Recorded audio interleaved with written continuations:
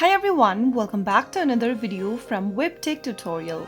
In today's episode, I'm going to be showing you how to download GoodBudget application on your Android device. So without wasting much of our time, let's dive into the video. First of all, tap open your Play Store from your app drawer. Now go to the search box at the top and type in GoodBudget and search. Look for this application that says GoodBudget, Budget and Finance, and then tap on the install button to begin downloading the application. Wait for the app to download and install, and then once it is completed, tap on open, and there you have successfully downloaded GoodBudget application for your Android phone in a couple of minutes. So that's how it's easily done. If you found the video to be helpful, go ahead and give us a thumbs up. Don't forget to subscribe to the channel by hitting the subscribe button.